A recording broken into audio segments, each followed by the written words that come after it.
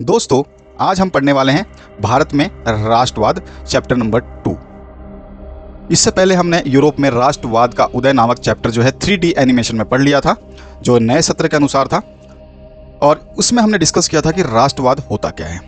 और इस अध्याय को शुरू करते ही हम ये जान लेंगे कि राष्ट्रवाद होता क्या है। तो राष्ट्रवाद का अर्थ क्या होता है? अपने देश के प्रति वफादारी और प्रेम की भावना को राष्ट्रवाद कहते हैं। राष्ट्रवाद की भावना में राष्ट्रीय ध्वज, राष्ट्रीय प्रतीक, राष्ट्रगान आदि की महत्वपूर्ण भूमिका होती है। अगर हम शॉर्टकट में बोले कि राष्ट्रवाद होता क्या है, तो राष्ट्रवाद को हम अभिव्यक्त कर सकते हैं देशभक्ति से, यानी कि हमारी जो देशभक्ति है उसी को हम राष्ट्रवाद कहते हैं। इस अध्याय में हम देखेंगे कि हमारे लोगों में राष्ट्र की भावना कैसे पनपी, कैसे लोग जो है राष्ट्रवाद को पहचान पाए और उन्होंने कैसे संघर्ष किया अपनी आज़ादी के लिए। तो हमारा जो पहला टॉपिक है, इसमें है पहला विश्व युद्ध, खिलाफत और असहयोग। बात सन 1914 की है, जब विश्व की दो महान शक्तियां आपस में युद्ध लड़ रहे थे, जिसका नाम था प्रथम विश्व युद्ध। एक तरफ थी केंद्रीय शक्तियां और दूसरी तरफ थे मित्र राष्ट्र। केंद्रीय शक्तियों में ऑस्ट्रो हंगरी था, साथ ही साथ जर्मनी था इसके, और ओटोमन साम्राज्य जिसको हम तुर्क बोलते हैं वो थे। और दूसरी तरफ जो मित्र राष्ट्र थे, इसमें रूस था, अमेरिका था और जापान था, साथ ही साथ जो है ब्रिटेन भी था इसमें शामिल। हालांकि पहला विश्व युद्ध जो है इन्हीं शक्तियों के बीच में लड़ा जा रहा था, इसका हमारे भारत से कोई भी रिलेशन नहीं था, लेकिन फिर भी भारत पे इसका असर देखने को मिला। इसका रीज़न क्या था कि ब्रिटेन जो है, यानी कि जो अंग्रेज थे, ये ब्रिटेन ने हमारे भारत पे कब्जा कर रखा था, और भारत जो है ब्रिटेन की कॉलोनियाँ कहलाती थी, जिसको उपनिवेश भी कहा जाता है। इस पे जो है अंग्रेजों का कब्जा था। इसी वजह से भारत पर कुछ ना कुछ इसका इफेक्ट देखने को मिला, कुछ ना कुछ जो है प्रभाव देखने को मिला प्रथम विश्व युद्ध का, क्योंकि ब्रिटेन जो है, यानी कि जो अंग्रेज हैं, यानी कि अंग्रेजी साम्राज्य है, ये प्रथम विश्व युद्ध में शामिल था और ये हमारे भारत पर कब्जा भी करे हुए था उस समय। तो हम देखते हैं प्रथम विश्व युद्ध का प्रभाव क्या पड़ा हमारे ऊपर। तो बात करते हैं प्रथम विश्व युद्ध का भारत पर प्रभाव। तो इसमें सबसे पहले युद्ध के कारण जो है ब्रिटिश सेना के रक्षा व्यय में काफ़ी वृद्धि हुई थी, क्योंकि ब्रिटिश जो है उस समय युद्ध लड़ रहे थे, तो उनकी जो भी रक्षा व्यय यानी सेना जो है उसके ऊपर काफ़ी व्यय हुआ था, बहुत पैसे खर्च हुए थे। इसलिए इन्होंने सीमा शुल्क यानी कि कस्टम ड्यूटी को बढ़ा दिया था और भारत में आयकर यानी कि इनकम टैक्स को भी बढ़ा दिया था। साथ ही साथ युद्ध के कारण चीज़ों की कीमतें जो हैं वो बढ़ गई, और इतनी बढ़ी कि 1913 से 1918 के बीच वस्तु की कीमत दुगनी हो गई। इसके बाद दाम बढ़ने के कारण जो है आम आदमी को अत्यधिक परेशानी हुई और ग्रामीण इलाकों में लोगों को सेना में ज़बरदस्ती जो है भर्ती करने लगे। इसके बाद हुआ क्या कि 1918 और 19 के बीच और 1920 और 21 के बीच में जो है भारत में कई भागों में उपज यानी कि प्रकृति जो है हमारी वो साथ नहीं दे रही थी, तो उपज खराब हो गई और उसके कारण जो है भोजन की कमी महसूस हुई, और साथ ही साथ जो है फ्लू की बीमारी भी हमारे को प्रभावित कर गई। 1921 की जनगणना के अनुसार अकाल और महामारी के कारण 120 से 130 लाख लोग जो है इसमें मारे गए थे। साथ ही साथ लोगों को उम्मीद थी कि युद्ध जो है ये प्रथम विश्व युद्ध खत्म हो जाएगा तो उनकी मुसीबतें भी खत्म हो जाएंगी, लेकिन ऐसा बिल्कुल भी नहीं हुआ। और इसी समय एक ऐसे नए नेता सामने आए और उन्होंने संघर्ष का एक नया ढंग, एक नया तरीका पेश किया। अब यहां पे हम पढ़ेंगे सत्याग्रह का विचार, यानी कि जो नए नेता जो की हमने बात करी, नए नेता सामने आए थे, तो उन्होंने सत्याग्रह का विचार जो है प्रकट किया था। अब सत्याग्रह क्या होता है इसको हम समझ लेते हैं। जनवरी सन 1915 में महात्मा गांधी जो है दक्षिण अफ्रीका से भारत लौटे थे और अपने साथ एक नया विचार लाए थे जिसका नाम था सत्याग्रह। अब सत्याग्रह क्या होता है? सत्य के मार्ग पर चलकर शांतिपूर्ण तरीके से बिना किसी हथियार के लड़ने का जो मार्ग है उसे ही सत्याग्रह कहा गया है। यह सत्य तथा अहिंसा पर आधारित था और जन आंदोलन करने का एक रास्ता था। गांधी जी का मानना था कि अहिंसा के माध्यम से एक सत्याग्रही सभी लड़ाइयों को लड़ सकता है और उसमें जीत भी सकता है। ये गांधी जी का विचार था। तो हुआ क्या कि जब गांधी जी वापिस आए थे तो उससे पहले दक्षिण अफ्रीका में सितंबर 1906 में उन्होंने जो है एक इंसानी भेदभाव देखा था वहाँ पर, और इंसानी भेदभाव देखने के बाद में, जिसको नस्लवादी भेदभाव भी बोलते हैं या रंग भेदभाव भी बोलते हैं, तो यहाँ पर उन्होंने दक्षिण अफ्रीका में एक सत्याग्रह करा था। और इस सत्याग्रह ने पूरे दक्षिण अफ्रीका को हिला के रख दिया था और दक्षिण अफ्रीका में जो है गांधी जी का सत्याग्रह बिल्कुल सफल रहा था। इसके बाद गांधी जी ने पहला जो अपना सत्याग्रह है वो भारत में आने के बाद शुरू किया था। इनका पहला सत्याग्रह जो है गांधी जी ने किया था जो वो था चंपारण में, यानी कि 1917 के बिहार के चंपारण में जो है इन्होंने पहला सत्याग्रह शुरू किया था। ये सत्याग्रह क्या था कि जो अंग्रेज थे ये किसानों से नील की खेती करवाते थे, जिसको इंडिगो की खेती भी कहते हैं, और साथ ही साथ इनको जो है मजदूरी भी कम देते थे। और किसान जिस ज़मीन पर इंडिगो यानी कि नील की खेती करते थे ये ज़मीन खराब हो जाती थी, बंजर हो जाती थी। इस वजह से गांधी जी ने चंपारण इलाके का दौरा किया और जो भी दमन कर रहे थे अंग्रेज उनके खिलाफ जो है किसानों को जागृत किया और संघर्ष करने के लिए कहा, और यहाँ पर भी जो है इनका आंदोलन सफल रहा। इसके बाद गांधी जी ने सन 1917 में ही गुजरात के खेड़ा जिले के किसानों की मदद के लिए दूसरा जो है सत्याग्रह किया, क्योंकि वहाँ पर किसानों की फसल खराब हो गई थी और प्लेग की महामारी फैली हुई थी, जिसके कारण किसान जो है कर देने में असमर्थ थे, यानी कि टैक्स नहीं दे पा रहे थे। तो खेड़ा सत्याग्रह आंदोलन जो 1917 में हुआ था वो भी यहाँ पर सफल रहा गांधी जी के द्वारा। इसके बाद गांधी जी ने अगला अपना सत्याग्रह जो है 1918 में तीसरा सत्याग्रह का स्टार्ट किया, जो कि सूती कपड़ा कारखानों के मजदूरों के साथ में था। और वहाँ जो है ये अहमदाबाद पहुँचे थे, गुजरात के अहमदाबाद ज़िले में पहुँचे थे, और वहाँ पर जो है मजदूरों को बहुत ही कम वेतन मिलता था और सामानों के दाम जो है बढ़ते जा रहे थे और वेतन कम था, इसलिए जो मजदूर है ना वो अधिक वेतन की मांग कर रहे थे। इसीलिए सूती कपड़े के कारखानों में काम करने वाले मजदूरों के लिए जो आंदोलन उन्होंने किया था 1918 में ये भी सफल रहा। तो इस तरह से अगर आप देखेंगे तो गांधी जी ने जो आते ही दक्षिण अफ्रीका से जो 3 आंदोलन किए थे, खेड़ा आंदोलन है, ठीक है, अहमदाबाद का जो है आंदोलन वो भी है, साथ ही साथ इन्होंने जो है एक और आंदोलन किया था जो कि गुजरात के खेड़ा में किया था। तो अहमदाबाद में किया था, खेड़ा में किया था, चंपारण में किया था। तो ये सारे के सारे आंदोलन जो है गांधी जी के सफल रहे थे। तो गांधी जी ने तीनों आंदोलन जो है सफलतापूर्वक जो है आराम से कंप्लीट कर दिए थे। तो यहाँ पर जब देखा अंग्रेजों ने कि गांधी जी जितने भी अपने आंदोलन कर रहे हैं वो सारे सफल हो रहे हैं इस तरह से, तो हमारा जो है साम्राज्य नष्ट हो जाएगा, हमारा अधिकार छिन जाएगा, अंग्रेजों को डर लगने लगा। तो उन्होंने क्या करा, रॉलेट एक्ट सन 1919 में पारित कर दिया। तो अंग्रेजों को डर लगने की वजह से क्या किया इन्होंने, 1919 में एक रॉलेट एक्ट जो है इसको पास कर दिया। इस एक्ट को जो है इंपीरियल लेजिस्लेटिव काउंसिल यानी कि ब्रिटिश संसद ने पारित किया था। ब्रिटिश की जो संसद थी उसने इसको पारित कर दिया था। इस एक्ट की वजह से जो है ब्रिटिश सरकार, जो ब्रिटिश के लोग थे, जो भी अंग्रेजी थे, उनको काफ़ी शक्तियाँ प्रदान हुई थी।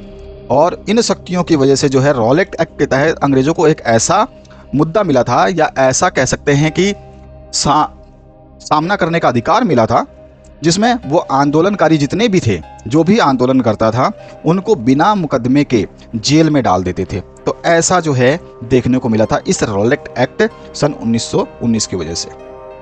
अब गांधी जी को जो है ये रॉलेट एक्ट पसंद नहीं आया था। तो गांधी जी ने क्या करा कि इस अन्यायपूर्ण रॉलेट एक्ट के विरोध में गांधी जी ने अहिंसक ढंग से सत्याग्रह करना प्रारंभ कर दिया। और इसके लिए उन्होंने 6 अप्रैल को गांधी जी ने इस आंदोलन का शुरुआत किया हड़ताल से। इसमें क्या हुआ कि रेलवे कर्मचारी जो है हड़ताल पे चले गए, सारे के सारे रेलवे कर्मचारी हड़ताल पे चले गए। विभिन्न शहरों में जो है रैली और जुलूसों का आयोजन किया गया, साथ ही साथ दुकानें जो है बंद कर दी गईं, और इसका पूरा असर जो है पूरे देश में देखने को मिला। अब अंग्रेजों को डर लगने लगा कि भैया ये लोग जो है ये रेलवे और टेलीग्राफ, उस समय रेलवे और टेलीग्राफ जो है संचार सुविधाओं के हिसाब से चलती थी, सिग्नल्स वगैरह भी संचार के हिसाब से चलते थे। तो इनको डर लगने लगा कि ये कहीं रेलवे सुविधाओं को नष्ट ना कर दें, टेलीग्राफ को नष्ट ना कर दें। इसी डर से चिंतित हो गए थे अंग्रेज, और चिंतित होने के बाद जो है इन्होंने लीडरों को, जो भी राष्ट्रवादी लीडर थे, जो भी धरना देते थे, प्रदर्शन करते थे, उनको पकड़ना शुरू कर दिया, पकड़ना भी और रोकना भी शुरू कर दिया। हुआ क्या, इन्होंने अमृतसर में बहुत सारे स्थानीय नेताओं को जो है हिरासत में ले लिया। उसके अलावा जो है गांधी जी के दिल्ली में प्रवेश करने पर पाबंदी भी लगा दी। 10 अप्रैल को पुलिस ने अमृतसर के एक शांतिपूर्ण जुलूस पर जो है गोलियां चला दी। उसके अलावा जब ये सब तीनों घटनाएं हो गईं तो लोगों को गुस्सा बढ़ गया। अब जब लोगों का गुस्सा बढ़ेगा तो जानते ही आप क्या होगा। तो इसके बाद लोगों का जो गुस्सा बढ़ा तो उन्होंने बैंकों, डाकखानों और रेलवे स्टेशनों पर जो है हमले शुरू कर दिए। सभी जगह पर इन्होंने हमले शुरू कर दिए। किन्होंने? लोगों ने। क्योंकि इन्होंने अमृतसर में बहुत सारे नेताओं को गिरफ्तार किया था, गांधी जी के दिल्ली में प्रवेश करने पर रोक लगा दिया था, और 10 अप्रैल को तो अमृतसर में एक शांतिपूर्ण जुलूस पर जो है गोलियां भी चला दी थी। इस वजह से लोग नाराज हो गए थे और उन्होंने बैंकों, डाकखानों और रेलवे स्टेशनों पर जो है हमले शुरू कर दिए। अब इसको देख करके मिलिट्री का कानून यहाँ पे लागू किया गया। तो जो अंग्रेज थे, इसको रोकने के लिए उन्होंने मार्शल लॉ यानी कि मिलिट्री कानून लगा दिया था, और इसका जो मेन कमान था वो जनरल डायर को दे दी गई थी।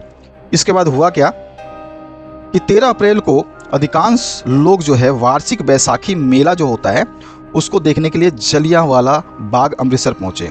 यहाँ कुछ लोग जो है रॉलेट एक्ट के विरोध में सभा भी कर रहे थे।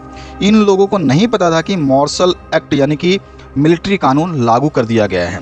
उसी समय जनरल डायर जो है फौज के साथ जलियांवाला बाग में पहुंचा और उसने वहां गेट और दरवाजों को बंद करवा दिया और वहां की भीड़ पर गोलियां चलाने का हुक्म दे दिया, जिसमें सैकड़ों लोगों की मृत्यु हुई। काफ़ी भयंकर ये नरसंहार था जिसने पूरे के पूरे देश को हिला डाला, और इसी का नाम था 13 अप्रैल 1919 का जलियांवाला बाग हत्याकांड।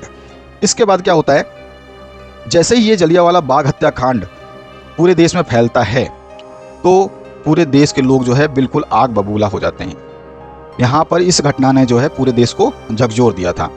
अब इसके कारण क्या हुआ, लोग जो है सड़कों पे उतर आए, लोगों ने हड़ताल शुरू कर दिए, लोग पुलिस से भी जो है लड़ने लगे, झगड़ने लगे, यानी कि उनसे मोर्चा लेने लगे। साथ ही साथ लोगों ने जो है सरकारी भवनों पर भी हमला कर दिया।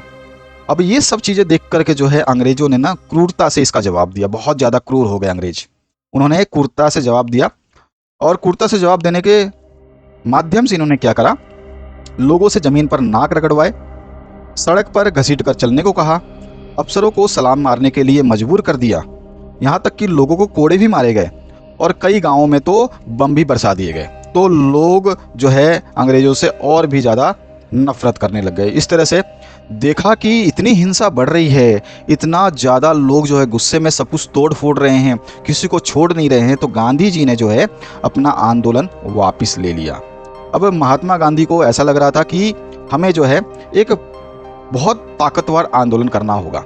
तो ये ताकतवर आंदोलन ये तभी कर सकते थे जब हिंदू और मुसलमान जो है एक हो जाए। तो महात्मा गांधी जानते थे कि हिंदू और मुसलमानों को एक दूसरे के नज़दीक लाए बिना कोई भी आंदोलन ताकतवर नहीं हो सकता है। तो हुआ क्या, हुआ ये कि जो हिंदू थे उनका मुद्दा था स्वराज, ठीक है, वो आज़ादी चाहते थे और उनकी लड़ाई थी अंग्रेजों से। इस तरह से मुसलमान थे, इनका मुद्दा था खिलाफत। अब खिलाफत क्या था कि प्रथम विश्व युद्ध जब हो रहा था तो उस समय मैंने आपको बताया था स्टार्टिंग में कि ब्रिटेन यानी कि जो अंग्रेज थे वो ऑटोमन साम्राज्य से जो है युद्ध कर रहे थे। तो एक तरफ ब्रिटेन था और दूसरी तरफ ऑटोमन साम्राज्य जिसको तुर्की कहा जाता है वो था।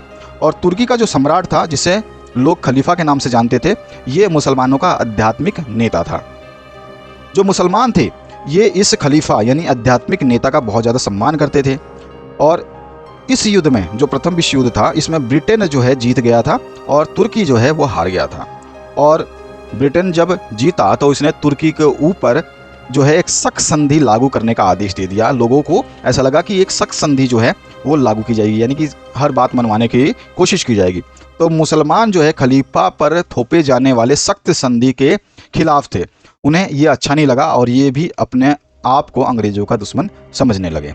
तो यानी कि हमने देखा कि हिंदू का जो दुश्मन था वो भी अंग्रेज़ था और मुसलमानों का दुश्मन भी अंग्रेज हो गया था।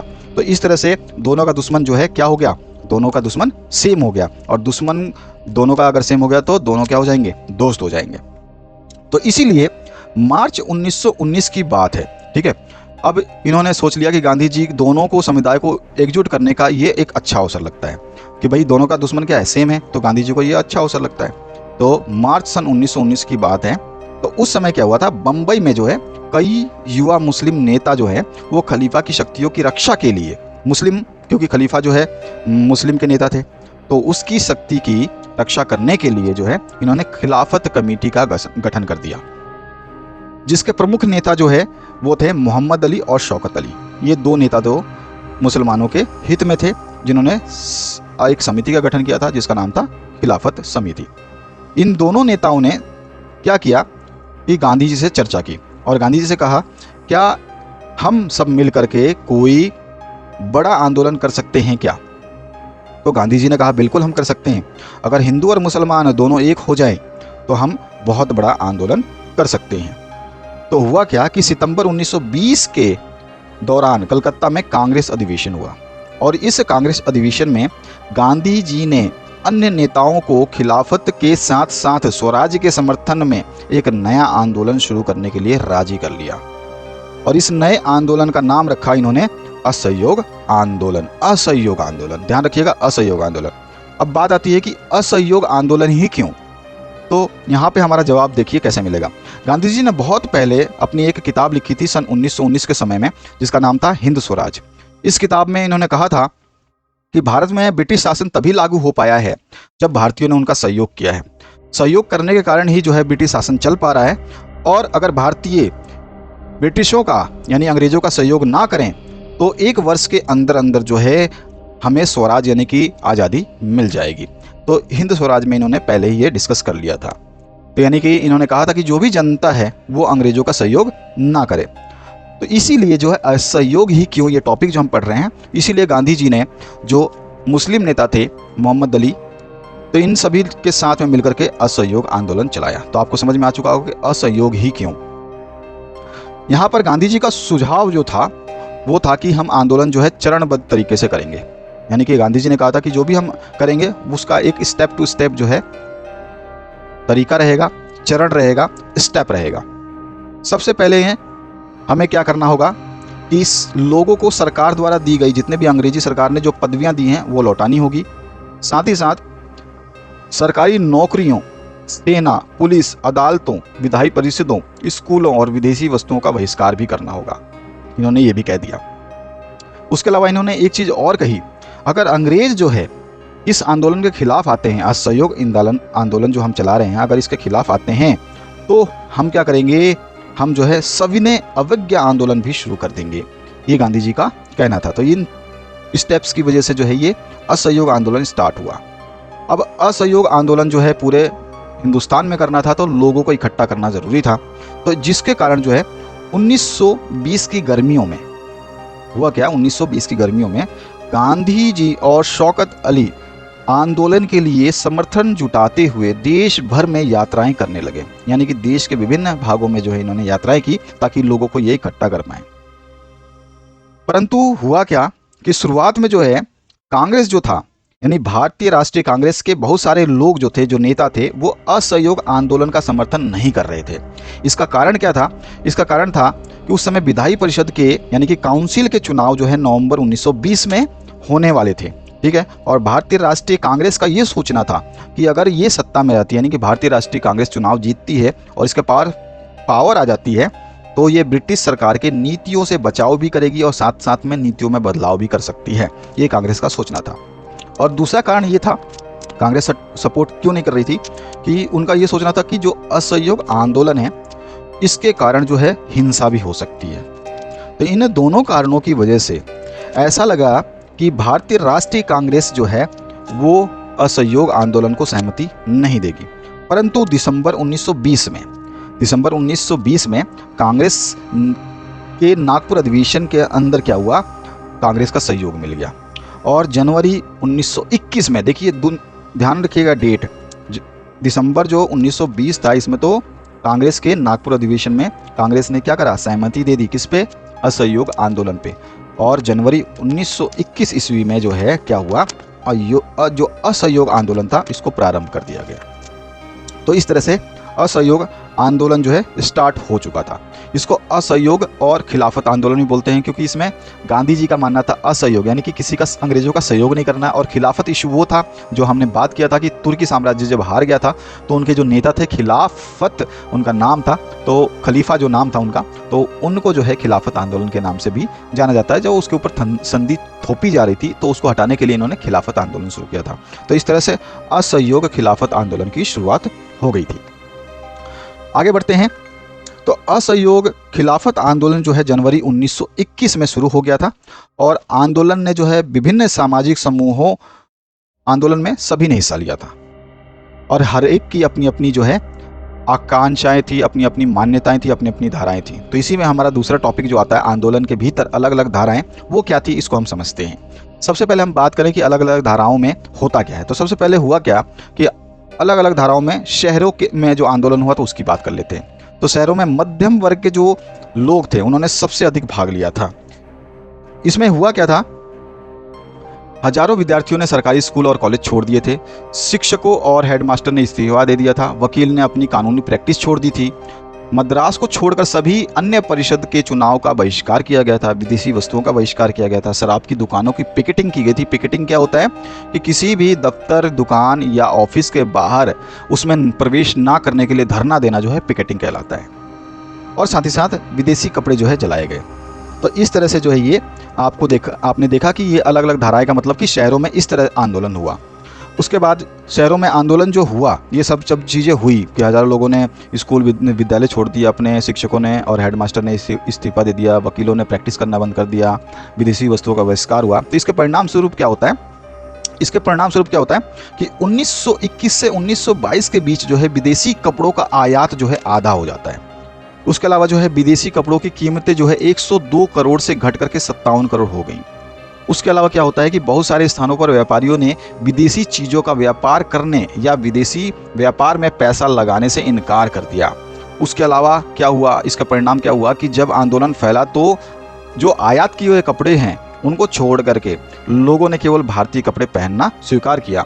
और एक और जो है इसमें देखने को हमको एक चीज़ मिली, उसमें क्या हुआ था कि इसी कारण जो है भारतीय कपड़ा मिलों और हाथ करघा उत्पादन जो था वो बढ़ने लगा, क्योंकि विदेशी चीज़ें जो है हमने इनकार कर दी थी। तो भारतीय व्यापार जो था वो बढ़ने लगा, फूलने लगा, फलने लगा। उसके बाद क्या होता है कि शहरों में जो असहयोग आंदोलन है ये धीमा पड़ने लगा। इसका कारण क्या था, तो इसके 2-3 कारण थे। पहला जो है, खादी कपड़े जो है अधिक महंगे थे, गरीब लोग इसे नहीं पहन सकते थे, ठीक है, इसलिए उन्होंने विदेशी कपड़े पहनना शुरू कर दिया। उसी समय भारतीय संस्था जो थी, इसको भारतीय हम स्कूल बोल सकते हैं, कॉलेज बोल सकते हैं, ये जो संस्थाएं थी ये बहुत ही कम थी, इनका अभाव था। इस वजह से छात्र और शिक्षक जो है वापस सरकारी स्कूलों और कॉलेजों में शामिल हो गए। इसी प्रकार जो वैकल्पिक संस्थान नहीं थे तो उस वजह से वकील जो है सरकारी अदालतों में वापस लौट गए। तो इस वजह से जो है ये असहयोग आंदोलन शहरों में धीमा पड़ने लगा। अब हम बात करें ये असहयोग आंदोलन ग्रामीण इलाकों में कैसा था। तो ग्रामीण इलाकों का विद्रोह देखते हैं। तो शहरों से बढ़कर असहयोग आंदोलन जो है देहात में भी फैल गया था। इस आंदोलन में किसानों और आदिवासियों ने हिस्सा लिया था। सबसे पहले हम बात करते हैं किसानों की, तो अवध किसान की बात करते हैं। तो अवध में क्या हुआ था कि किसान आंदोलन चल रहा था। वहाँ पे क्या हो रहा था कि किसान जो है वो मांग कर रहे थे। मांग कर रहे थे, ध्यान दीजिएगा। किसानों का मांग जो था वो क्या था, वो था तालुकदारों और ज़मींदारों के खिलाफ। मांग क्या कर रहे थे किसान, तो वो हम बता देते हैं आपको।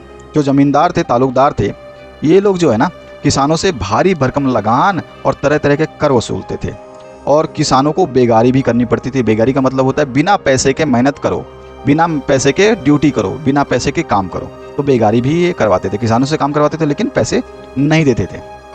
तो किसानों ने क्या मांग करी कि एक तो लगान कम किया जाए, साथ ही साथ इन्होंने दूसरी मांग करी बेगार खत्म हो, और तीसरी मांग इन्होंने करी तालुकदारों और जमींदारों का सामाजिक बहिष्कार हो, यानी कि इसको समाज से निकाल दिया जाए इन लोगों को। अब हुआ क्या कि बाबा रामचंद्र जो थे, आपने सुना होगा नाम बाबा रामचंद्र, इससे पहले फिजी में जो है गिरमिटिया मजदूर के तौर पर काम कर चुके थे, तो उन्हें मजदूरों की भावनाओं का आदर सम्मान पता था। तो इन्होंने क्या किया, बाबा रामचंद्र जो थे इन्होंने मजदूरों का यानी कि किसानों का जो वहाँ पे साथ दिया। तो किसानों के साथ मिलकर के जो है इन्होंने एक आंदोलन चलाया, और इस आंदोलन के माध्यम से क्या करा कि किसान के साथ मिल गए बाबा रामचंद्र, और पंचायतों के साथ मिल करके नाई धोबी बंद का फैसला ले लिया इन्होंने। पंचायत जो थी, जहाँ जहाँ गांव में ये गए वहाँ की पंचायतों के साथ मिलकर के इन्होंने नाई और धोबी बंद का फैसला ले लिया, यानी कि जो भी नाई है वो अंग्रेज़ों का काम नहीं करेंगे, बड़े लोगों का काम नहीं करेंगे, धोबी जो है बड़े लोगों का और अंग्रेज़ों का कपड़े नहीं धोएंगे। तो इस तरह से इन्होंने बहुत ही सिंपल सा तरीका अपनाया। और इसी बीच जो ये तो आंदोलन कर ही रहे थे, तो जवाहरलाल नेहरू जो है एक नेता थे, वो प्रकट हुए और उन्होंने 1920 में जो है अवध के गाँव का दौरा कर लिया और वहाँ के गाँव वालों से बात की, उनकी समस्या को समझने का प्रयास भी किया। किसानों की समस्या को दूर करने के लिए अक्टूबर 1920 में जवाहरलाल नेहरू और बाबा रामचंद्र तथा कुछ अन्य लोगों के नेतृत्व में अवध किसान सभा का गठन किया गया। और ये सभा इतनी प्रचलित हुई कि पूरे इलाके के गांव में महीने भर में ही अवध किसान सभा की कम से कम 300 से ज़्यादा शाखाएं बन गई, इतनी पॉपुलर हो गई है। अब हुआ क्या, जब इन्होंने ये समर्थन कर दिया या अवध किसान सभा बना ली, तो हुआ क्या कि लोग जो है, किसान जो मजबूर थे, परेशान थे, इन्होंने तालुकदारों और व्यापारियों के घरों पर हमले शुरू कर दिए। ठीक है, उसके साथ साथ इन्होंने क्या करा, बाजार लूटने लगे। साथ ही साथ इन्होंने क्या करा, अनाज के भंडारों पर भी कब्जा कर लिया। और स्थानीय नेताओं ने किसानों को बताया कि गांधी जी ने घोषणा की है कि कोई लगाने नहीं भरेगा और ज़मीन गरीबों में बांट दी जाएगी। तो इस तरह की अफवाह भी फैल रही थी और लोग बाग जो है ये समझ रहे थे कि गांधी जी ने ये सब कहा है, और कई नेता इसका फ़ायदा भी उठा रहे थे। ये सब देख कर जो है गांधी जी और नेहरू जी थोड़े से परेशान हो गए थे। इसके अलावा जो है ग्रामीण इलाकों में क्या हुआ, ग्रामीण इलाकों की बात करते हैं। तो यहाँ पर जो है ग्रामीण इलाकों में आदिवासी आंदोलन भी शुरू हुआ था, और उसी की बात हम करेंगे। ग्रामीण इलाकों में आदिवासी आंदोलन चल रहा था, जो कि आंध्र प्रदेश की गुडेम पहाड़ियों में चल रहा था। और वहाँ पे क्या हो रहा था कि अंग्रेज सरकार जो थी, ठीक है, जो आदिवासी थे और जो अंग्रेज सरकार थे, तो अंग्रेज़ों ने क्या करा था कि जो बड़े बड़े जंगल थे उनमें दाखिल होने पर आदिवासियों पर पाबंदी लगा दी थी। लोग इन जंगलों में न तो मवेशियों को चरा सकते थे और ना ही जलाने के लिए लकड़ी ले सकते थे और ना ही फल बीन सकते थे। इससे उनकी रोजी रोटी पर जो है असर पड़ने लग गया था। उन्हें लगता था कि उनकी परंपरागत अधिकार भी उनसे छीने जा रहे हैं, क्योंकि वो अपना घर जो है जंगल को ही मानते थे। जब सरकार ने उन्हें सड़कों के निर्माण के लिए बेगार करने पर मजबूर किया, तो लोग जो है बगावत पे उतर आए। बेगार का मतलब जो है बिना पैसे के काम करवाना। तो सड़क बनवाने के लिए इन्होंने, जो अंग्रेज़ों ने आदिवासियों को मजबूर किया, और जो है ये लोग जो है उनसे आंदोलन करने के लिए, यानी बगावत करने के लिए तैयार हो गए। और यहाँ पर क्या हुआ कि यहाँ पर जो है इनका साथ देने पहुँचे अल्लूरी सीतारमन राजू।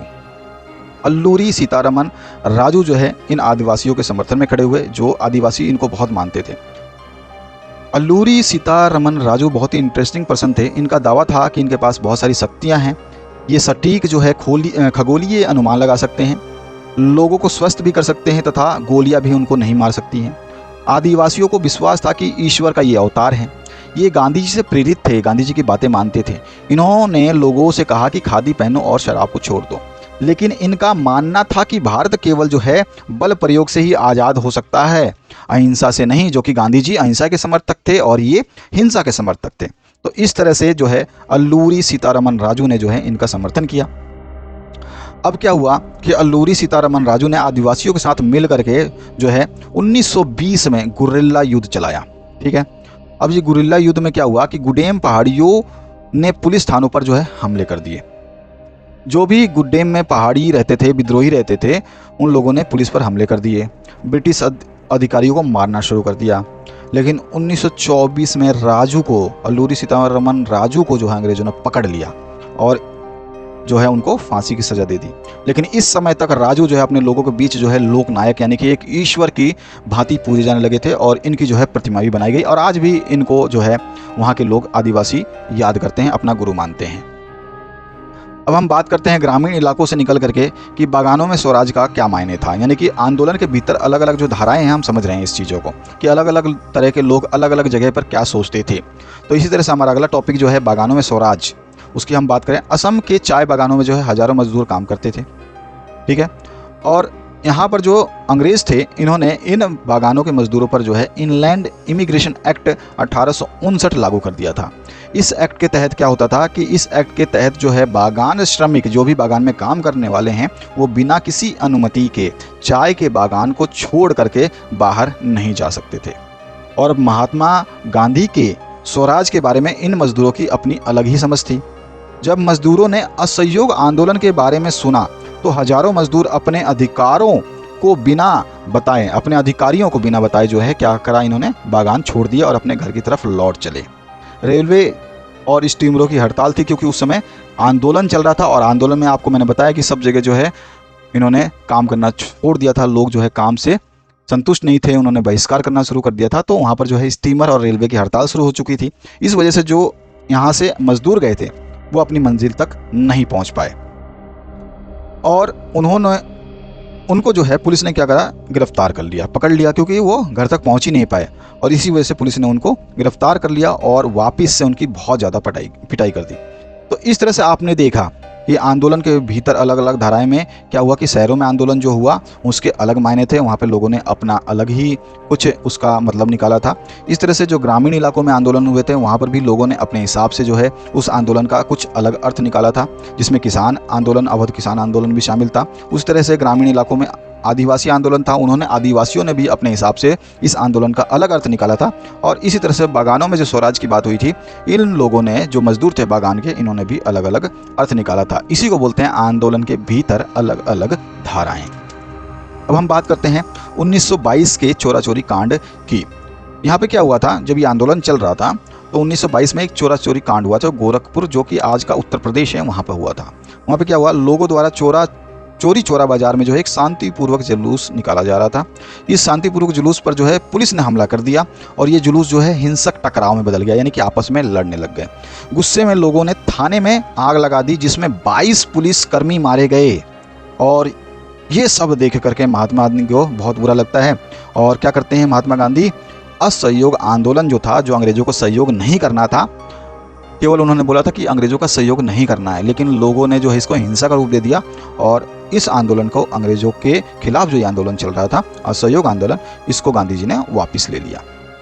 इसके बाद क्या हुआ, ये सविनय अवज्ञा आंदोलन की ओर बढ़े, क्योंकि इन्होंने कहा था कि अगर अंग्रेज दमन का रास्ता अपनाएंगे तो हम जो है सविनय अवज्ञा आंदोलन भी शुरू करेंगे। तो यहाँ पे बात आती है सविनय अवज्ञा आंदोलन की। तो यहाँ पे हुआ क्या, चलिए देखिए। फरवरी 1922 में गांधी जी ने असहयोग आंदोलन वापस लेने के बाद जो है क्या किया, इन्होंने ये सोचा कि पहले लोगों को ये बताना होगा कि लोग जो हैं वो ये समझे कि आंदोलन जो है वो कैसे किया जाना चाहिए और आंदोलन का मकसद क्या है। तो इन्होंने जो है एक बड़ा आंदोलन करने के लिए लोगों को समझाना ये बेहतर समझा कि आंदोलन कैसे किया जाए और आंदोलन का मकसद क्या है।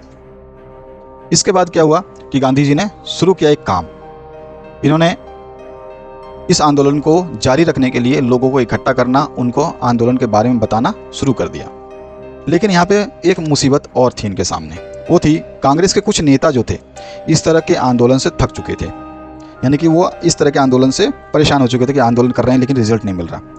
वे 1919 के गवर्नमेंट ऑफ इंडिया एक्ट के तहत गठित की गई परिषद के चुनाव में हिस्सा लेना चाहते थे। वो सोचते थे कि अब आंदोलन छोड़ो, हम चुनाव जीत के ही काम चला लेंगे।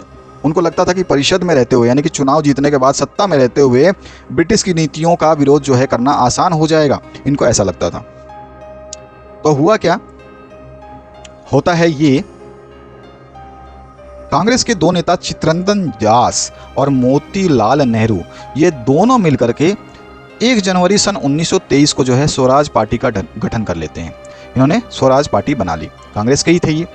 लेकिन जवाहरलाल नेहरू और सुभाष चंद्र बोस जो है इसमें भाग नहीं लिया, स्वराज पार्टी के निर्माण में इन्होंने भाग नहीं लिया, क्योंकि उन्हें लगता था कि भारत को जो है सामूहिक आंदोलन से ही आज़ादी मिलेगी, किसी पार्टी वार्टी सत्ता वत्ता में आके इलेक्शन लड़ने से नहीं। ये सब इनको ऐसा लगता था।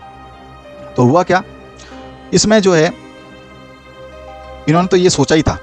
और उस समय जब ये इन्होंने स्वराज पार्टी का गठन किया तो वहाँ पर जो है 2 कारक ऐसे थे जिन्होंने पूरी राजनीति की रूपरेखा ही बदल दी। और वो रूपरेखा को बदलने के 2 कारण क्या थे, ये समझिए। यहाँ पर क्या हुआ था कि भारतीय राजनीति में जो 2 कारक थे, उसके सबसे पहला था विश्वव्यापी आर्थिक मंदी का असर, जो 1929 में शुरू हुई थी। 1926 से कृषि उत्पादों की कीमतें जो है गिरने लगी थी और 1930 के बाद तो पूरी तरह धराशायी हो गई। जो भी कृषि उत्पाद थे वो बिक नहीं रहे थे, क्योंकि महामंदी का दौर शुरू हो चुका था उसी समय, जिस समय ये आंदोलन चल रहे थे। कृषि उत्पादों की मांग गिरी और निर्यात भी कम हो गया। किसानों को अपनी उपज बेचना और लगान चुकाना जो है वो भारी पड़ने लगा। ये सारा का सारा कांड हुआ। पहला कारक तो ये था कि विश्वव्यापक जो है आर्थिक मंदी छा गई थी। और दूसरा कारण एक और था जिसने राजनीति की पूरी रूपरेखा बदल दी, पूरे आंदोलन की रूपरेखा बदल दी, लोगों को जो है अलग सोचने में मजबूर कर दिया। दूसरा कारण था साइमन कमीशन। अब होता क्या है कि ब्रिटेन की नई टोरी सरकार जो थी, इसने 1927 में एक कमीशन का गठन किया और इस कमीशन का जो नेतृत्व संभाला था उसका नाम था सर जॉन साइमन। और इसी वजह से इस कमीशन को जो है साइमन कमीशन के नाम से जाना गया। और 1928 का जो ये 1928 में ये कमीशन आया था, उससे पहले इसका उद्देश्य क्या था ये समझ लें। तो साइमन कमीशन का उद्देश्य था कि भारत में जो भी संवैधानिक व्यवस्था है उसकी कार्यशैली, यानी कैसे कार्य करता है, उसके बारे में अध्ययन करना और उसके बारे में सुझाव देना। और साइमन कमीशन का उद्देश्य तो यही था। और साइमन कमीशन की कमी क्या थी कि भैया इस कमीशन में 7 सदस्य थे, सारे के सारे अंग्रेज थे और एक भी भारतीय सदस्य नहीं था। लोगों को ऐसा लगा कि जब हमारे भारत का संविधान के ऊपर जो है चर्चा होने वाली है, हमारे संविधान की व्यवस्था के बारे में जब ये लोग देखने आए हैं, उसके बारे में अपना सुझाव देना चाहते हैं, तो इसमें एक भी भारतीय क्यों नहीं है। तो लोगों को बहुत ज़्यादा इस बारे में गुस्सा आ जाता है। अब गुस्से के कारण क्या होता है कि साइमन कमीशन जो है 1927 में बना था, लेकिन जब ये 1928 में भारत पहुंचा तो इसका स्वागत जो है कैसे हुआ, साइमन कमीशन वापस जाओ, यानी साइमन कमीशन गो बैक के नारों से जो है इसका स्वागत हुआ। और कांग्रेस और मुस्लिम लीग और सभी पार्टियों ने प्रदर्शनों में हिस्सा लिया, यानी कि इस बार जो है कोई भी पार्टी इनके समर्थन में, अंग्रेजों के समर्थन में नहीं थी। कोई पार्टी ये नहीं चाहती थी कि साइमन कमीशन नामक चीज़ जो है यहाँ पर स्थापित हो पाए। अब ये जो है हम बढ़े कहाँ पे, तो इसी चक्कर में जब इतने सारे नारे लग रहे थे, इतने सारे विवाद हो रहे थे, कई पार्टियां जब समर्थन नहीं कर रही थी साइमन कमीशन का, तो इसको रोकने के लिए उस समय जो है इन्होंने देखा कि बहुत ज़्यादा विरोध बढ़ रहा है। तो उस समय वायसराय लॉर्ड इरविन थे अंग्रेजों के। तो ये लॉर्ड इरविन जो थे, इन्होंने देखा कि इस विरोध को शांत करने के लिए जो है क्या करना है, कुछ ऐलान कर देते हैं। तो लॉर्ड इरविन, ये सारे अंग्रेज जो है चतुर थे, सब हमेशा झूठ बोलने की फिराक में रहते थे, लोगों को बेवकूफ़ बनाना इनका काम था। तो इन्होंने क्या करा कि इसने अक्टूबर 1929 को एक ऐलान कर दिया। क्या किया कि भारत के लिए डोमिनियन स्टेट्स देने का, यानी कि भारत में जो भी सत्ता होगी वो सब भारतीयों के हाथ में ही होगी, लेकिन कब्जा हमारा रहेगा। तो भारत को डोमिनियन स्टेटस देने का जो है इन्होंने वादा कर दिया, यानी कि ऐलान कर दिया। साथ ही साथ इन्होंने दूसरा ऐलान किया था कि भारतीय संविधान के बारे में चर्चा करने के लिए गोलमेज सम्मेलन आयोजित करने का। तो गोलमेज सम्मेलन भी इन्होंने आयोजित करने का जो है एक ऐलान कर दिया। लेकिन यह जो है गोलमाल सा तरीका था, यानी कि गोलमाल ऐलान था, गोलमाल है सब कुछ गोलमाल है, तो इस तरह का ऐलान था। क्योंकि इसमें जो है किसी भी भारतीय डोमिनेंस का स्टेटस देने या भारतीय संविधान के लिए गोलमेज सम्मेलन का जो आयोजित करने का जो तरीका था या जो भी समय था उसको इन्होंने यहाँ पे नहीं बताया था, कोई भी समय सीमा इन्होंने दी नहीं थी। अब क्या हुआ, इस प्रस्ताव से जब ये दो चीज़ें इसने ऐलान की, तो इस प्रस्ताव से हुआ क्या कि कांग्रेस के नेता जो है संतुष्ट नहीं हुए थे, कांग्रेस के नेता जो है गुस्सा हो गए। और जवाहरलाल नेहरू और सुभाष चंद्र बोस के नेतृत्व में जो कांग्रेस के तेज तर्रार खेमा था, यानी कि जिसको बहुत ज़्यादा गुस्सा आता था, जिन लोगों को उनका जो तेवर है वो बहुत ज़्यादा बढ़ने लगा, वो उनको गुस्सा आने लगा, वो उन्होंने आक्रामक तेवर जो है अपना लिए। और हुआ क्या कि दिसंबर सन 1929 कांग्रेस का लाहौर अधिवेशन जो हुआ था, जो कि जवाहरलाल नेहरू की अध्यक्षता में हुआ था, यहाँ पर जो है जवाहरलाल नेहरू ने पूर्ण स्वराज की मांग को जो है औपचारिक रूप से मान लिया। तय किया कि 26 जनवरी सन 1930 को स्वतंत्रता दिवस के रूप में मनाया जाएगा। इस दिन लोगों को जो है पूर्ण स्वराज के लिए संघर्ष का शपथ भी लेना होगा। लेकिन इस उत्सव में जो जवाहरलाल नेहरू ने पूर्ण स्वराज की घोषणा की थी, इस उत्सव में बहुत ही कम लोगों ने ध्यान दिया, बहुत ही कम लोग यहाँ पर आए। अब क्या हुआ, इनको समझ में आ गया गांधी जी को, भैया ऐसे काम नहीं चलेगा, हम जो है बटे हुए हैं, टूटे हुए हैं, टुकड़ों टुकड़ों में काम नहीं चलेगा। तो इन्होंने क्या करा, नमक यात्रा और सविनय अवज्ञा आंदोलन जो है ये स्टार्ट करने के लिए पूरा मन बना लिया। हुआ क्या, चलिए देखते हैं। महात्मा गांधी को लगता था कि पूर्ण स्वराज के लिए देश को एकजुट करना बेहद जरूरी है। देश को एकजुट करने के लिए महात्मा गांधी को नमक जो है एक शक्तिशाली प्रतीक के रूप में दिखाई दिया। रीज़न क्या था कि गांधी जी ने नमक को ही क्यों चुना था, उसका रीज़न क्या था कि भाई ये नमक ही कैसे शक्तिशाली हथियार हो सकता है। तो सबसे पहला रीज़न था कि नमक जो है अमीर गरीब सभी इस्तेमाल करते थे, यह भोजन का एक अभिन्न अंग था। साथ ही साथ नमक पर जो है टैक्स लगाया गया था जो सभी को देना पड़ता था, और नमक का उत्पादन केवल अंग्रेज ही कर सकते थे और किसी को भी नमक बनाने का अधिकार नहीं दिया गया था। तो गांधी जी ने सोचा कि ये नमक ही हथियार बन सकता है जो इस देश को आज़ादी दिलाने में मदद कर सकता है। तो इन्होंने क्या करा, इन्होंने वायसराय जो इरविन था, गांधी जी ने पत्र लिख दिया। 31 जनवरी सन 1930 को उन्होंने वायसराय इरविन को एक खत लिखा, पत्र लिखा। गांधी जी जो है क्या मानते थे, यहाँ पर देखिए, इस पत्र में जो है उन्होंने 11 मांगों का उल्लेख किया था। इसमें से कुछ सामान्य मांगे थी और कुछ मांगे उद्योगपतियों से, किसानों से जुड़ी हुई थी। और इसमें सबसे महत्वपूर्ण मांग थी नमक को जो है टैक्स से मुक्त करना, यानी कि कर से आज़ाद कर देना। गांधी जी इन मांगों के जरिए जो है समाज के सभी वर्गों को एक साथ जोड़ना चाहते थे, और उनका ये अभियान जो है ये सफल भी हो सकता था, क्योंकि नमक ऐसा चीज़ था जो कि मैंने बताया आपको कि सभी लोग जो है इसको यूज़ करते थे। महात्मा गांधी का जो ये पत्र लिखा गया था वायसराय लॉर्ड इरविन को, ये एक तरह से क्या था, चेतावनी थी। उन्होंने लिखा था कि अगर 11 मार्च तक उनकी मांगें नहीं मानी गई तो कांग्रेस सविनय अवज्ञा आंदोलन को स्टार्ट कर देगी, शुरू कर देगी। अब लॉर्ड इरविन जो था, इसने इस मांगों को जो है हल्के में ले लिया और इसने जो है लॉर्ड इरविन जो है इसने मना कर दिया कि भैया मैं तो नहीं झुकूंगा, मैं तुम्हारी मांगे नहीं मानता। तो हुआ क्या, गांधी जी को पता ही था कि जब मांगे नहीं मानोगे तो हम क्या करेंगे, सविनय अवज्ञा आंदोलन शुरू कर देंगे। तो यहाँ से इनका शुरू होता है नमक यात्रा, यानी कि जिसको हम दांडी यात्रा भी बोलते हैं। यहाँ पे क्या हुआ, महात्मा गांधी ने अपने 78 विश्वसीय जो भी वॉलेंटियर थे, इनके साथी थे, उनके साथ जो है नमक यात्रा शुरू कर दी। गांधी जी के साथ जो है हजारों लोग जुड़ने लगे थे। यह यात्रा साबरमती आश्रम से 240 किलोमीटर दूर दांडी नामक कस्बे में खत्म होनी थी। गांधी जी की टोली हर रोज जो है 10 मील का सफर तय करती थी। गांधी जी जहाँ पे भी रुकते थे, हजारों लोग उन्हें सुनने के लिए आते थे। वहाँ गांधी जी उनसे शांतिपूर्वक तरीकों से अंग्रेजों का कहना ना मानने के लिए कहते थे। गांधी जी की टोली ने 24 दिन की इस सफर में जो है इस पूरे अभियान को तय कर लिया और 6 अप्रैल को महात्मा गांधी दांडी पहुंचे और वहाँ पर नमक बना करके जो है कानून तोड़ दिया और इसी को जो है वहाँ पर बोला गया सविनय अवज्ञा आंदोलन। तो यहाँ से सविनय अवज्ञा आंदोलन की शुरुआत हो गई। अब बात एक आती है कि असहयोग आंदोलन भी हमने पढ़ लिया, सविनय अवज्ञा आंदोलन भी पढ़ लिया, तो इन दोनों में अंतर क्या है। तो अंतर देखिए, जो असहयोग आंदोलन है और जो सविनय अवज्ञा आंदोलन है, इसमें क्या अंतर है। तो सबसे पहले हम एक ही अंतर की बात करें, अगर असहयोग आंदोलन की बात करें तो असहयोग आंदोलन में लोगों को जो है ब्रिटिश सरकार का सहयोग ना करने की बात की गई थी, जबकि सविनय अवज्ञा आंदोलन में लोगों को ब्रिटिश सरकार का जो सहयोग ना करना वो तो बात थी ही थी, साथ ही साथ बोला गया था कि ब्रिटिश सरकार के जो भी कानून है उसका उल्लंघन भी करना है। तो ये जो अंतर था, ये सविनय अवज्ञा आंदोलन और असहयोग आंदोलन के बीच में था। नमक यात्रा और सविनय अवज्ञा आंदोलन तो चल ही रहा था। तो हुआ क्या कि लोगों ने देखा कि गांधी ने तो भैया नमक कानून तोड़ करके सविनय अवज्ञा आंदोलन को शुरू कर दिया है। तो हुआ क्या है कि देश के विभिन्न समूहों या विभिन्न भागों में जो है लोगों ने नमक कानून को तोड़ा और नमक बनाना शुरू कर दिया। विदेशी कपड़ों का बहिष्कार किया गया, शराब की दुकानों पर पैकेटिंग की गई और किसानों ने लगान देने से भी इनकार कर दिया।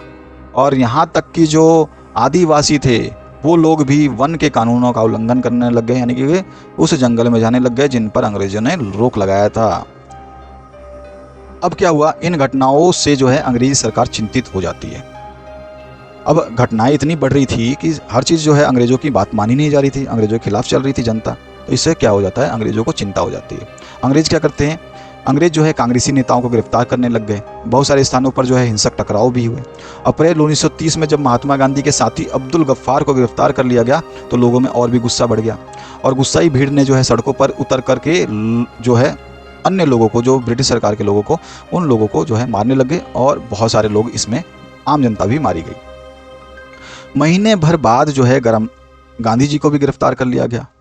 अब जब जैसे ही गांधी जी को गिरफ्तार किया गया तो शोलापुर के मजदूरों ने अंग्रेजी शासन की पुलिस चौकियों, नगर पालिका भवन, अदालतों और रेलवे स्टेशनों पर हमले शुरू कर दिए और भयभीत अंग्रेजी सरकार ने शांतिपूर्ण सत्याग्रहों पर भी हमले शुरू कर दिए।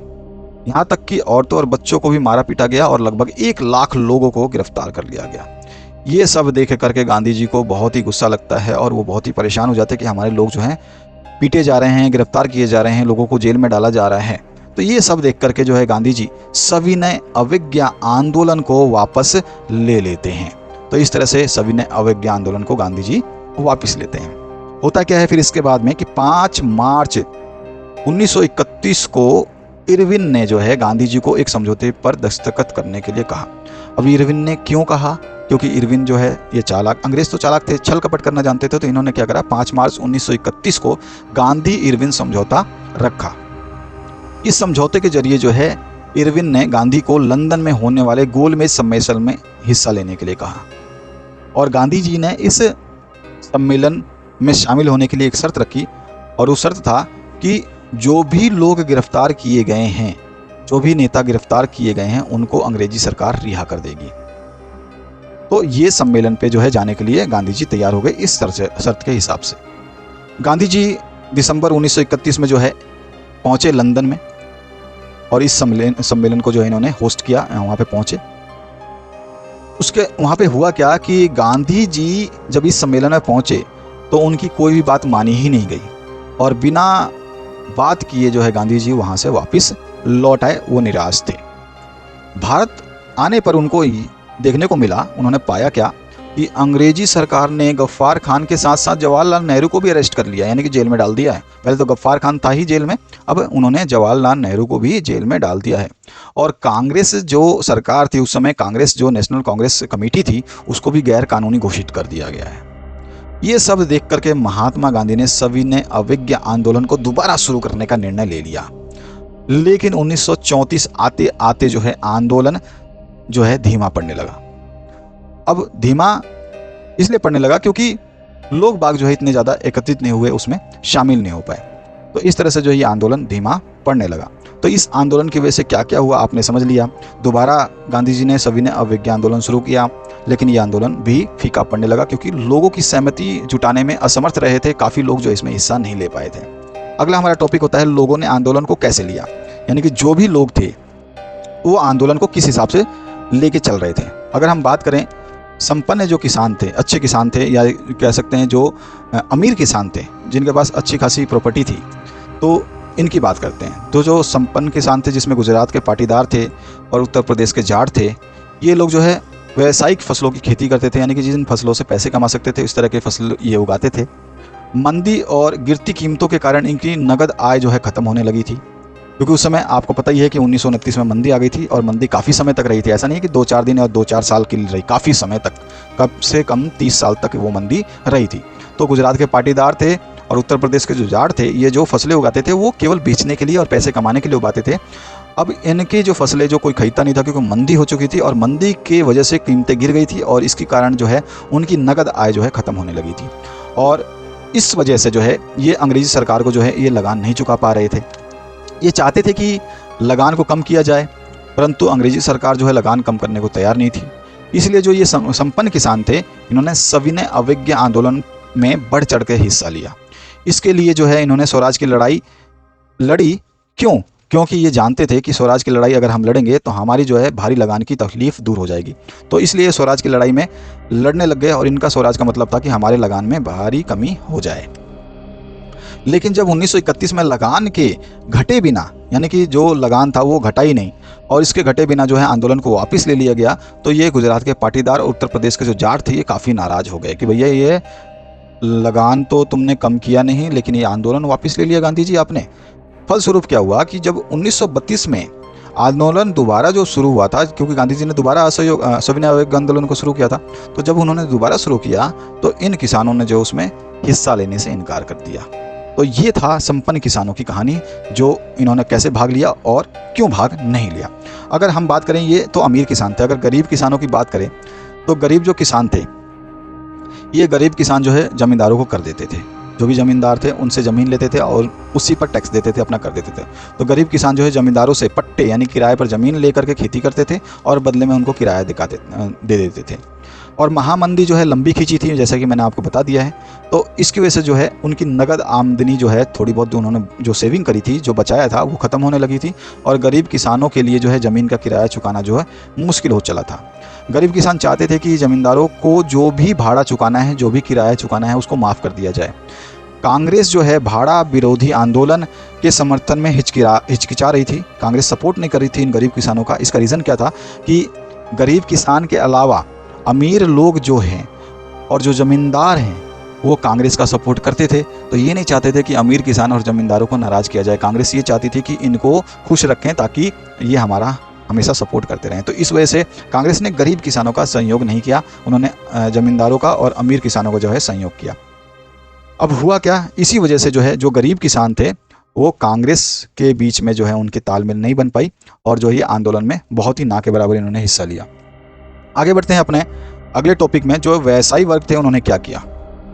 तो व्यवसायी वर्ग जो था, यानी कि जो उद्योगपति व्यापारी थे, तो व्यापारी और उद्योगपतियों के कारोबार को फैलाने से रोकने के लिए अंग्रेजों ने जो है एक कानून लगा दिया था और वो था व्यापार विरोधी कानून। इसलिए व्यापारी और उद्योगपतियों ने उनकी नीतियों का विरोध करने के लिए जो है कदम उठाया। ये विदेशी वस्तु जो भी आयात होते थे उनका जो है समर्थन नहीं करना चाहते थे, क्यों? वो चाहते थे कि ये अपनी वस्तुएं आसानी से बेच सकें। अगर विदेशी वस्तुएं भारत में आएंगी नहीं तो भारत में बनी वस्तुएं आसानी से बिक जाएंगी। ये यही चाहते थे। जो व्यावसायिक हितों के लिए उन्होंने क्या करा, तो उन्होंने एक काम किया। उन्होंने 1920 में भारतीय औद्योगिक एवं व्यावसायिक कांग्रेस यानी कि Indian institute and commercial Congress की स्थापना की, और साथ ही साथ 1927 में जो है भारतीय वाणिज्य एवं उद्योग परिसंघ यानी कि federation of Indian chamber of commerce and industry जारी की या बनाया, जिसको फिक के नाम से भी जाना जाता है, FICCI। तो इसका भी गठन कर दिया इन्होंने अपने हितों की रक्षा करने के लिए। भैया हमें तो अंग्रेज़ों की बात नहीं माननी है, और जो अंग्रेज़ जो कानून लगा रहे हैं हमारे कारोबार को दबाने के लिए, हम उसकी बात नहीं मानेंगे। इसलिए इन्होंने 2 संगठन की रचना कर दी, 2 संगठन बनाए, 2 संरचनाएं की। बड़े उद्योगपति जो पुरुषोत्तम दास, ठाकुर दास और GD बिरला थे, इनके नेतृत्व में सभी उद्योगपतियों ने जो है सविनय अवज्ञा आंदोलन का समर्थन करना शुरू कर दिया, क्योंकि उस समय ये आंदोलन चल ही रहा था। उन्होंने आंदोलन को जो है आर्थिक सहायता भी प्रदान की, यानी कि पैसों से भी मदद की। आंदोलन में जो भी कमी थी, जो भी रिक्वायरमेंट थी, उन्होंने पैसों से मदद की, क्योंकि ये बड़े उद्योगपति थे। और आयातित वस्तु, जो भी आयात करने वाली वस्तुएं थी, उन पे जो है उनको खरीदना और उनको बेचने से इनकार कर दिया। जो भी विदेशी वस्तुएं थी वो अगर इंडिया में आती थी तो उनको खरीदते भी नहीं थे और उनको बेचते भी नहीं थे, ऐसा कर दिया इन्होंने। परंतु गोलमेज सम्मेलन जो हुआ था, जिसमें इंग्लैंड में जब अंग्रेज आपके महात्मा गांधी गए थे, अंग्रेजों ने जब उनकी बात नहीं सुनी थी तो वहाँ पे क्या हुआ था, वो निराश लौटे थे। तो ये सब चीज़ें तो व्यापारी लोग हैं, इनको तो सारी हर खबर रहती है। तो इनको जब ये पता चला कि गोलमेज सम्मेलन जो है वो क्या हुआ, खराब हो गया है, यानी कि गोलमेज सम्मेलन में गांधी जी की बात नहीं मानी गई, तो व्यापारी वर्ग जो था वो इनका सपोर्ट करने से हिचकिचाने लगा और धीरे धीरे मंद पड़ने लगा। तो इस तरह से जो है व्यापारी वर्ग का विश्वास जो है गांधी जी ने खो दिया। आगे बढ़ते हैं हम अपने श्रमिक वर्ग के ऊपर कि श्रमिकों ने कैसा योगदान दिया था। तो जो श्रमिक वर्ग ने जो है सविनय अवज्ञा आंदोलन में सभी जगह के जो श्रमिक थे उन्होंने भाग नहीं लिया था, केवल नागपुर के अलावा जो नागपुर के श्रमिक थे उन्होंने ही केवल हिस्सा लिया था। उन्होंने विदेशी वस्तुओं का बहिष्कार किया था, कम वेतन व खराब कार्यस्थलियों के खिलाफ अपनी आवाज़ उठाई। वहाँ पे कम वेतन मिलता था और जो जहाँ पे ये काम करते थे वहाँ पर जो है फैसिलिटीज़ सही नहीं थी, वहाँ पर जो है लोगों से काम तो कराया जाता था लेकिन वो सुविधाएं नहीं दी जाती थी, इसके खिलाफ उन्होंने आवाज़ उठा ली। और 1930 में रेलवे कर्मचारियों ने हड़ताल की, ठीक है। साथ ही साथ 1932 में जो है गोदी कर्मचारियों की हड़ताल भी हुई। और 1930 में छोटा नागपुर की टिन कारखानों यानी कि खानों के हजारों मजदूरों ने गांधी टोपी पहन करके रैलियां निकाली और बहिष्कार अभियान जो है चलाए। कांग्रेस मजदूरों की मांग का समर्थन नहीं कर रही थी, क्योंकि कांग्रेस को लगता था इससे उद्योगपति नाराज हो जाएंगे और आंदोलन से दूर हो जाएंगे। क्योंकि आपने अभी जस्ट इससे पहले पढ़ा था कि उद्योगपति थे, व्यापारी थे, वो इस आंदोलन में भाग ले रहे थे, अपना जो है पैसा भी लगा रहे थे, आर्थिक सहायता प्रदान कर रहे थे। तो कांग्रेस क्या चाहती थी कि जो बड़े उद्योगपति हैं उनको हम नाराज ना करें, क्योंकि हम जैसे ही उद्योगपतियों के खिलाफ जो इन कर्मचारियों का सपोर्ट करेंगे, तो कर्मचारियों का अगर हम सपोर्ट करेंगे तो उद्योगपतियों का समर्थन जो है हमारे से छिन जाएगा, चला जाएगा, खत्म हो जाएगा। तो ये चीज़ देख करके कांग्रेस जो है मजदूरों की मांगों का समर्थन नहीं कर रही थी, क्योंकि उनको लग रहा था कि जो उद्योगपति हैं उनसे नाराज हो जाएंगे और वो आंदोलन से दूर चले जाएंगे। तो इस तरह का जो है आंदोलन में श्रमिक वर्ग की भूमिका रही। इसके बाद जो है महिलाओं की भूमिका भी देखने को मिली। ऐसा नहीं है कि महिलाओं ने इसमें जोर शोर से सहयोग नहीं किया। महिला वर्ग जो थी इसने सविनय अवज्ञा आंदोलन में बड़े पैमाने पर भाग लिया। गांधी जी के नमक सत्याग्रह के दौरान हजारों औरतें जो है उनकी बात सुनने के लिए बाहर आती थी। उन्होंने जुलूसों में भी हिस्सा लिया था औरतों ने। उन्होंने नमक बनाया और कानून भी तोड़ा था। विदेशी कपड़ों और शराब की दुकानों की पैकेटिंग भी की थी और बहुत सारी महिलाएं तो जेल भी गई थी। लेकिन गांधी जी का यह मानना था कि घर चलाना, चूल्हा चौका करना, अच्छी माँ बनना, अच्छी पत्नी बनना, यही एक महिला का कर्तव्य होता है। और इसी कारण जो है लंबे समय तक कांग्रेस संगठन में किसी भी महत्वपूर्ण पद पर किसी भी औरत को जगह नहीं दी गई। और हमारा जो है सविनय अवज्ञा आंदोलन हमने समझ लिया। इस सविनय अवज्ञा आंदोलन की कुछ सीमाएं थी, वो सीमाएं क्या थी उसकी बात कर लेते हैं। तो हमारा अगला टॉपिक है सविनय अवज्ञा आंदोलन की सीमाएं। सभी सामाजिक समूह जो है स्वराज आंदोलन में भाग नहीं ले रहे थे। सीमाएं क्या थी? क्योंकि उसमें बहुत सारे लोग जो है भाग नहीं ले रहे थे, यही तो समस्या थी। इसी वजह से तो ये आंदोलन सफल नहीं हो पा रहा था। तो सभी सामाजिक समूह जो है इस आंदोलन में भाग नहीं ले रहे थे। अगर हम बात करें अछूत समूह की यानी कि दलित वर्ग की, तो जो दलित वर्ग था जिसको हम आज भंगी चमार इस तरह के नाम से जानते हैं, तो ये लोग जो है भाग नहीं ले रहे थे इस पूरे के पूरे आंदोलन में। इसका कारण क्या था? तो समझिए कांग्रेस ने लंबे समय तक दलितों पर ध्यान नहीं दिया था, क्योंकि कांग्रेस उच्च जाति के हिंदुओं से डरी हुई थी, यानी कि उच्च जाति के हिंदुओं का ही समर्थन कर रही थी, कांग्रेस छोटे जातियों का समर्थन नहीं कर रही थी। इसलिए 1930 के बाद से ये खुद को जो है दलित या उत्पीड़ित कहने लगे थे। ये लोग जो थे 1930 के बाद जब कांग्रेस ने इनका सपोर्ट नहीं किया, तो 1930 में जब ये आंदोलन चल रहा था, दोबारा स्टार्ट हुआ था, 1932 में भी स्टार्ट हुआ था, तो उस समय जो है इन लोगों ने अपने आप को दलित या उत्पीड़ित कहना शुरू कर दिया। लेकिन महात्मा गांधी का ये कहना था कि छुआछूत को खत्म किए बिना 100 साल तक भी हम जो है आज़ादी की स्थापना नहीं कर सकते हैं। उन्होंने, गांधी जी का कहना यह था कि अछूत जो है यानी कि हरिजन जो है वो ईश्वर की संतान है। महात्मा गांधी ने उन्हें मंदिरों, सार्वजनिक तालाबों, सड़कों और कुओं पर समान अधिकार दिलाने के लिए सत्याग्रह भी किया था, कि क्योंकि इन लोगों को मंदिरों में घुसने का, उस समय तालाबों पर जाने का, और जो जहाँ पर लोग चलते थे ऊंची जाति के, वहाँ पर चलने का, कुओं से पानी भरने का अधिकार नहीं था। तो वहाँ पर जो है इन सभी के लिए गांधी जी ने जो है इनका एक सत्याग्रह चलाया था, इनके संयोग में। गंदगी साफ करने वाले, जो काम करने वाले लोग हैं, उनके साथ खुद गांधी जी ने शौचालय भी साफ किया था, ताकि इनको ये इंसाफ दिला सकें, इनको समाज में बराबरी का हिस्सा दिला सकें, इनमें भेदभाव को ख़त्म कर सकें। महात्मा गांधी ने ऊंची जाति को कहा कि वे जो है इस छुआछूत को ख़त्म कर दें। लेकिन बहुत सारे दलित नेताओं ने शिक्षण संस्थानों में आरक्षण के लिए आवाज़ उठाई। दलित, जो ये दलित थे, इनके नेता भी थे, तो उन्होंने क्या कहा कि हमें जो शिक्षण संस्था थी, शिक्षा की संस्थाएँ थी, जहाँ पर लोग बाइक पढ़ाई करते थे, वहाँ पर जो है इनको बैठने नहीं दिया जाता था उस समय। तो वहाँ पर इन नेताओं ने आवाज़ उठाई कि हमें जो है शिक्षण संस्थाओं में जगह चाहिए, हमारे भी बच्चे, हमारे लोग भी पढ़ेंगे। ये नेता जो है अलग निर्वाचन क्षेत्र की भी मांग करने लग गए कि अलग से चुनाव होना चाहिए, अलग से हमारा नेता बनना चाहिए, अलग से हमारी पार्टी बननी चाहिए। इस तरह जो है इन्होंने अपना एक मुद्दा रखा। और इन नेताओं का मानना था कि सामाजिक छुआछूत केवल राजनीति से ही दूर हो सकती है। ये नेता ये कहते थे कि अगर हम राजनीति में आ जाते हैं, हमारी कोई पार्टी बन जाती है, हमारी कोई सत्ता होती है, हमारी कोई सरकार होती है, तो छुआछूत को हम हटा सकते हैं, क्योंकि हमारे पास पावर होगी। तो इनका मानना ये भी था। इसीलिए सभी ने अवज्ञा आंदोलन में जो है इन दलितों की हिस्सेदारी ना के बराबर थी, यानी कि इन्होंने हिस्सा नहीं लिया था। डॉक्टर भीमराव अंबेडकर ने 1930 में दलितों के लिए दलित वर्ग एसोसिएशन, डिप्रेस्ड क्लास एसोसिएशन बनाया था। ठीक है, अछूत दलित समूह के लिए डॉक्टर भीमराव अंबेडकर भी अछूत थे, दलित थे, तो इन्होंने एक एसोसिएशन बनाया था। दलितों के लिए इन्होंने अलग निर्वाचन क्षेत्रों के सवाल पर दूसरे गोलमेज सम्मेलन में महात्मा गांधी के साथ डॉक्टर अंबेडकर का काफ़ी विवाद हुआ था। जब दूसरा गोलमेज सम्मेलन चल रहा था, तो उस समय डॉक्टर अंबेडकर भी शामिल हुए थे महात्मा गांधी के साथ, और इन्होंने दलितों के लिए अलग से निर्वाचन क्षेत्र, यानी कि वोटिंग पद्धति अलग से मांगने की वहाँ पे अपनी सिफारिश दी थी। और इसके बीच में जो है गांधी जी और अंबेडकर के बीच में काफ़ी विवाद हुआ था कि अंग्रेज इस विवाद का फ़ायदा भी उठाना चाहते थे। तो गांधी जी और अंबेडकर के बीच में ये विवाद हुआ था। हुआ क्या कि ब्रिटिश सरकार ने जो है अंबेडकर का समर्थन कर दिया था। अंबेडकर की बात मान ली थी, क्योंकि ब्रिटिश सरकार जानती थी कि इनके अंदर फूट डालो और राज करो। तो अंबेडकर की बात मान ली, गांधी की नहीं मानी। तो इस तरह से एक को मनाओ, एक को रुठा दो, यानी कि एक को गुस्सा दिलाओ, एक को मना लो। इस तरह का अंग्रेजों का नीति था। इसी वजह से तो वो राज कर पाए थे। तो अंग्रेजों ने इनकी बात मान ली। तो गांधी जी ने क्या करा, गांधी जी ने आमरण अनशन शुरू कर दिया, यानी कि वो भूख पे बैठ गए। बोले कि मैं खाना नहीं खाऊंगा, चाहे मेरी मृत्यु हो जाए, लेकिन इस बात को मैं लागू नहीं होने दूंगा। अलग से निर्वाचन क्षेत्र में दलितों के लिए नहीं दूंगा। इससे समाज में जो बंटवारा हो जाएगा, अलग लोगों में भेदभाव हो जाएगा, एक ऊंची जाति एक नीची जाति बन जाएगी और संघर्ष बहुत ज़्यादा फैल जाएगा। तो गांधी जो है आमरण अनशन पे बैठ गए। और गांधी जी का मानना था कि दलित के लिए अगर अलग निर्वाचन क्षेत्र की व्यवस्था की जाती है, तो समाज में लोगों को एकीकरण में बाधा आएगी, यानी लोगों को हम जो है एक साथ नहीं रख सकते हैं। तो आखिरकार जो है अंबेडकर ने गांधी जी की बात समझ ली, क्योंकि रिस्पेक्ट भी करते थे। गांधी जी बड़े नेता थे, अंबेडकर उनसे बहुत कम थे। तो गांधी जी की बात जो है अंबेडकर ने मान ली। और मानने के बाद क्या हुआ कि सितंबर 1932 में पूना पैक्ट पर हस्ताक्षर उन्होंने किए।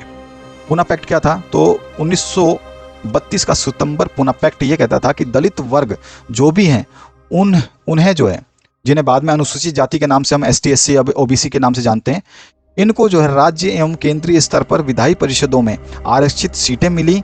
और इनका जो अलग से इलेक्ट्रोट, यानी कि इनको निर्वाचन क्षेत्र चाहिए था, उसको हटा दिया गया। इनको सीटें तो दी गई, लेकिन इनका निर्वाचन क्षेत्र जो है हटा दिया गया। तो ये पूना पैक्ट जो है साइन हुआ था गांधी जी और अंबेडकर के बीच में, और आज तक ये आरक्षण जो है चलता आ रहा है। इसमें ST OBC और जो दूसरे समूह के जो दलित वर्ग है, जो शेड्यूल कास्ट जो बोलते हैं, बिल्कुल निम्न जाति के वर्ग के लोग जो हैं उनको आरक्षण प्राप्त है। इसीलिए आप देखते हैं कभी भी कोई फॉर्म भरते हैं तो उसमें आपके ज़्यादा पैसे लगते हैं और उन जातियों के कम पैसे लगते हैं। तो ये इस पूना पैक्ट की वजह से ही हो पाया था। दूसरा जो समूह था वो था मुस्लिम वर्ग, जिसने इस आंदोलन में जो है भाग नहीं लिया था। तो मुस्लिम वर्ग की हम बात करें तो मुस्लिम समूह की बात करते हैं। इसमें क्या था, आप जैसा कि आप जानते हैं कि महात्मा गांधी और शौकत अली और सब ये जो नेता थे, ये असहयोग और खिलाफत आंदोलन में दोनों ने मिलकर के हिस्सा लिया था। लेकिन आंदोलन के शांत पड़ जाने के बाद मुसलमानों का एक बड़ा समूह जो है इनसे नाराज़ हो गया था। इसका रीज़न क्या था कि जो हिंदू थे इन्होंने हिंदू महासभा बनाई थी, और इसी तरह से जो मुस्लिम थे इन्होंने मुस्लिम लीग बनाया था। अब इन्होंने अपने अलग अलग ग्रुप बना लिए, अपने अपने दूसरे समूह बना लिए।